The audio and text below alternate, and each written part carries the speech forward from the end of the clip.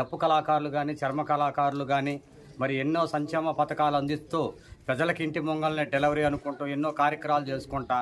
మరి మన వైఎస్ఆర్